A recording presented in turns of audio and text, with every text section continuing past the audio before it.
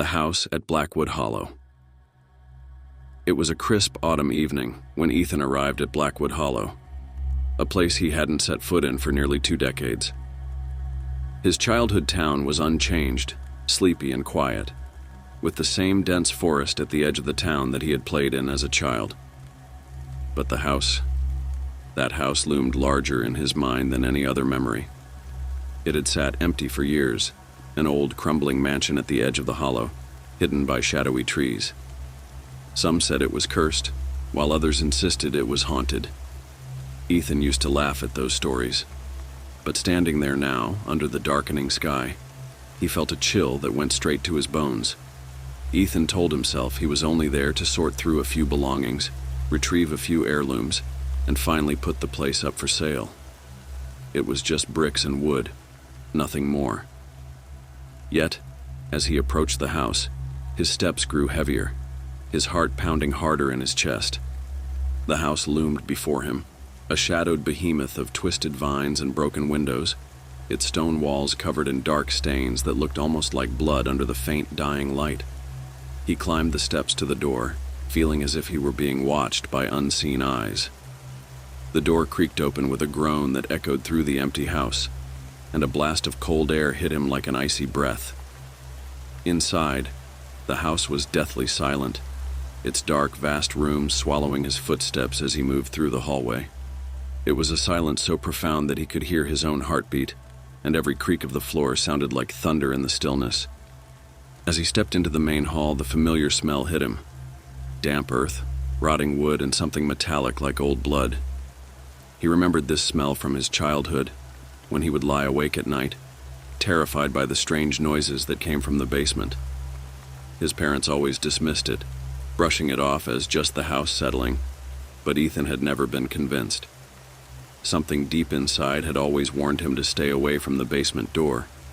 Shadows seemed to watch him from every corner, as if the house itself was alive, breathing, waiting. He held his flashlight tightly, sweeping its beam over the peeling wallpaper, the broken furniture, the faint handprints smudged onto the walls. But the worst part was the silence, thick, oppressive, and heavy. He felt as if he were submerged in water, each breath more difficult than the last, each creak of the floorboards louder than before. Then he heard it, a faint scratching sound coming from upstairs. It was soft, almost imperceptible, like fingernails scraping against wood. Ethan froze. His breath caught in his throat, listening. The scratching stopped, leaving an unnerving silence in its wake. He shook it off, convincing himself it was probably a rodent, or the wind.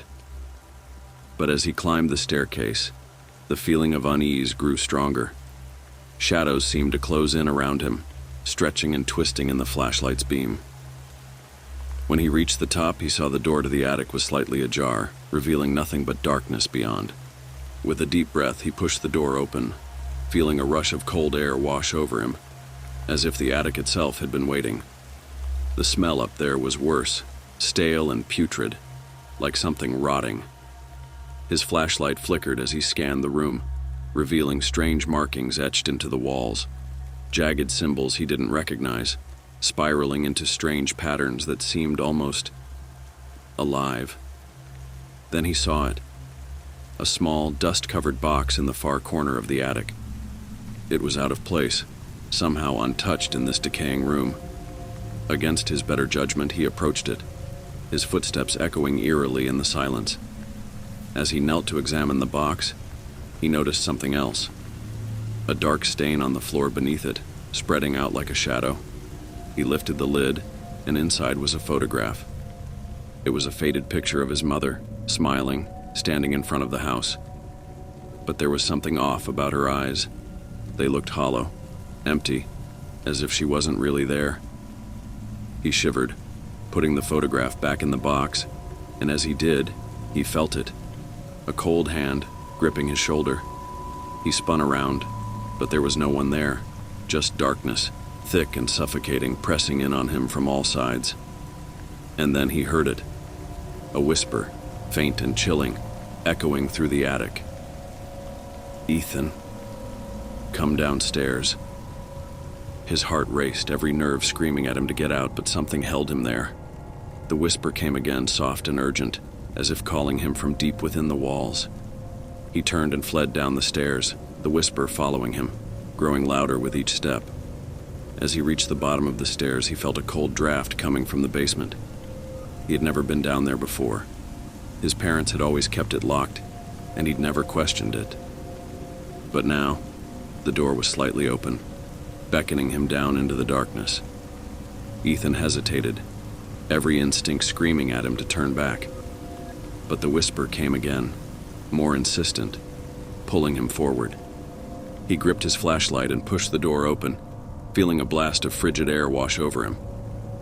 The steps creaked under his weight as he descended into the darkness, the smell of decay growing stronger with each step. At the bottom, he found himself in a narrow, stone-walled room lined with strange symbols carved into the walls, similar to those in the attic. His flashlight flickered, casting eerie shadows across the walls, and he felt a shiver run down his spine. Then he saw it, an old wooden chair in the center of the room, with frayed ropes hanging from the armrests, as if someone had been bound there. And on the floor around the chair were more dark stains, pooling and spreading like blood. His flashlight flickered again, and for a moment he thought he saw something. A figure hunched and twisted, standing in the shadows at the edge of the room. He blinked and it was gone, but the feeling of dread lingered, pressing down on him like a weight. The whisper came again, this time closer, filling the room. "Ethan, why did you come back?" His hand tightened on the flashlight as he backed toward the stairs, his heart pounding in his chest. But as he turned to leave, the basement door slammed shut, trapping him in darkness.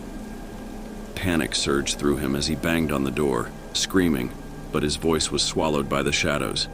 And then he felt it, a presence cold and malevolent creeping closer, filling the room with an oppressive darkness.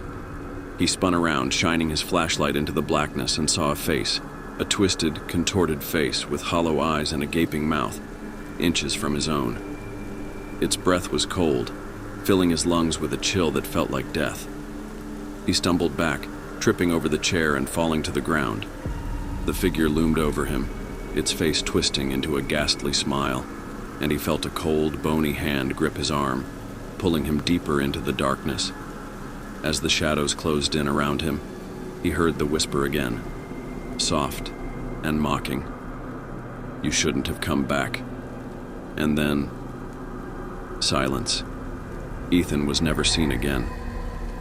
The house at Blackwood Hollow still stands, a dark, rotting monument to the secrets it holds. Some say you can still hear him screaming in the basement, his voice echoing through the hollow, a warning to those who dare to enter.